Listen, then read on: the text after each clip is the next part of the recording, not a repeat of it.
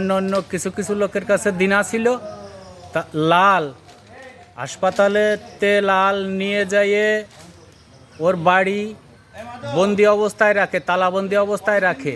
আমার মা আমার ছোট ছেলে একদিন গেছে আনতি যে মনিরে আমার তো ছেলে, আমি নিয়ে যাই আবার তোরে দিয়ে যাবানে, দেয় নাই আমার এখানে তার শান্তিতে আছে, ভালো আছে। তোমাদের ওই জায়গা যেয়ে কী হবে না হবে আমার কাছে থাক। তার পরের দিন আমার ভাবি তার বাচ্চাটা সাথে করে যায় ঈদের দিন, তো লালেরে বলে যে মনি দে আজকের দিনটা অন্তত বছর গন্ডার দিন, আমি নামাজ কালাম পড়াইয়ে আমি সেমাই একটু রাইন দে তারে নিজ হাতে খাওয়াই, খাওয়ানোর পরে তোরে আবার রাত্রি বুঝে দিয়ে যাবানে, তুই টাকা পাস যা পাস তুই রেখে নিশে নে। তারপরেও দেয় নাই।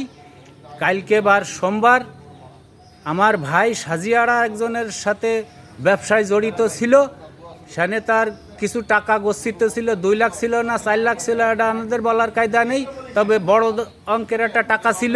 এই টাকাটার সন্ধান লাল বা রতন মোল্লা জানতো, তো ওইটার পরেই তারে ওইভাবে বন্দি রেখে ওই টাকাটার তথ্য নিয়ে যে কালকে সোমবার একটা দিন ধার্য আছে দেওয়ার, আমার ভাইরের সাথে নিয়ে লাল অথবা রতন মোল্লা যায় এই সাজিয়াড়া লাবলুর কাছ থেকে টাকাটা নিয়ে আসে। কীভাবে বন্টন করে, লাল কয় টাকা পাবি জানি নে, রতন মোল্লা কয় টাকা পাবি জানি নে। তো এই টাকাটা বন্টন হওয়ার পরে আমার ভাইরে কোথায় কার কাছে দিয়ে গেল, আমরা অভিভাবক, আমাদের কেহরির কাছে দেই নেই, গ্রামে চকিদার আছে তাদের কাছেও দেই নেই, গ্রামে মাতুব্বার আছে তাদের কাছেও দেয় নেই। তো দিন যে রাত্রি কখন কোন অবস্থায় আমার ভাই মৃত অবস্থায় ঝুলন্ত অবস্থায় রশি নিয়ে ঝুলতেছে, আমার ভাবি দেখে ভোরবেলা ফজরের আজানের সময় বাইরে বেরোচ্ছে, তখন দেখে যে আমার স্বামী রশি অবস্থায় ঝুলতেছে, ঝুলন্ত অবস্থায় দেখে সে চিৎকার করে যে আমার স্বামী মারা গেছে। প্রতিবেশী ডেকে উঠোয়, অর্থাৎ সবাই আসে দেখে।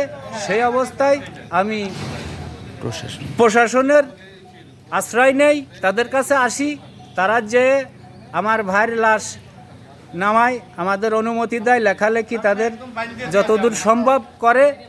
অতএব আমার ভাইয়ের মৃত্যুর জন্যে আমি লালের দায়ী করছি, যে আমার ভাইয়ের মৃত্যুর জন্য লালই দায়ী, লাল মেরেই হয়তো ঝুলাইয়ে রেখে গেছে, এটা আমার।